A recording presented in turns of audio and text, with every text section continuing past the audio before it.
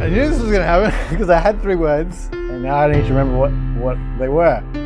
Adventure. Survival. And Windbound for me is probably about exploration, discovery, and adventure. Ancient?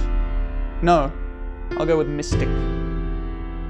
Windbound is a crafting survival game that marries the experience of the open world, procedurally generated experience with a story and narrative that drives you through the whole adventure. And coupling that with you being on a boat, carrying your base through the whole thing as you go, makes it a really unique experience.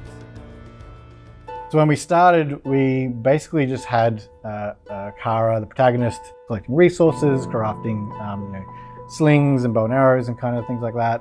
That was great, but at some point, Mitch looked out onto the ocean that was surrounding the island and said, well, I kind of want to go out there. So at the beginning of the game, Kara finds herself shipwrecked and basically just needs to survive.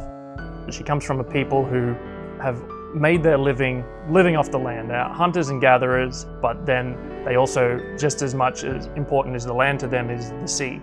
We wanted her to be a character that was able to survive in the situation. She isn't completely out of her depth.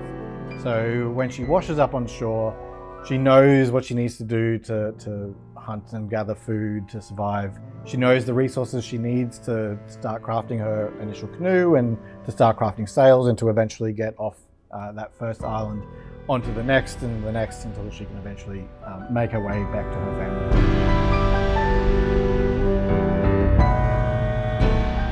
Early on, when you first start the game, you'll more or less see the same types of islands. So it is procedurally generated, but then as you play through the game, there'll be more types of islands with different biomes and different visuals and lighting.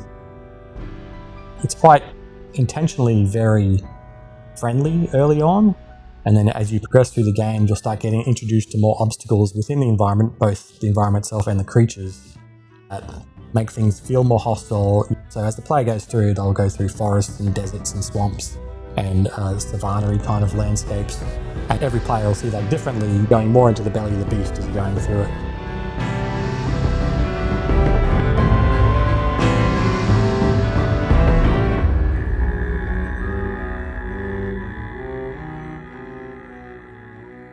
When we initially came up with the idea with the boat, I'd been going out on a few sailing adventures with my brother on a lake near his place. And as soon as we mentioned the idea of putting a boat into the game, I immediately wanted to try and replicate having that experience of really raising and lowering the sails and tightening the sails in and out.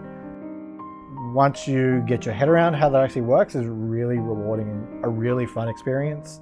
The boat was a great way to have players be able to still get that level of commitment and investment in something that they care about and rely on, but also be able to not feel tied down to one single location.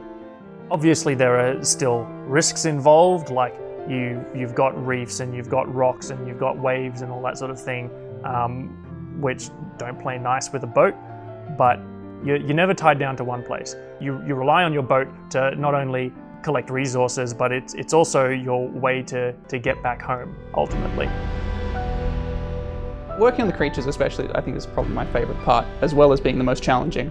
They've all got this level of kind of a bit of familiarity, but they're also very obviously distinct and different from the things you might expect to see.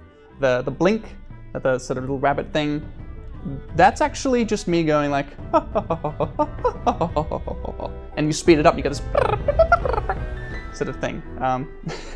Rather than being covered in regular fur, you'll see on their ears, they've got like these sort of, we call them blink fronds. They're almost like a feathery type of thing. And you'll use that for crafting your arrows and things like that. Pond wampers, which will fire toxic sort of sludge at Kara and temporarily poison her or anything else that's around. It's got this big burp, it does. And so I actually had to do this sort of sound and slow that right down. And then it sounds like this giant, tremendous burp.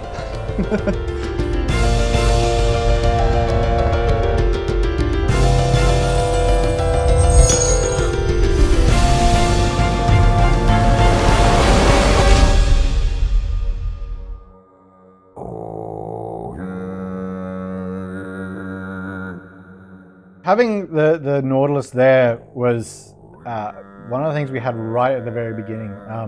The idea of having this big creature that played some part in the story and how you got through the world was something that was there right from the very beginning. The Nautilus, she finds out more about it as she plays through the game, and more about the world that she's in and the nature of the storms and everything around her. It's obviously got a lot of power behind it. It's something that gives the impression of being ancient. Perhaps doesn't take kindly to the presence of Kara or her tribe sailing so closely. I would hesitate to say more than that without just telling you what happens at the end.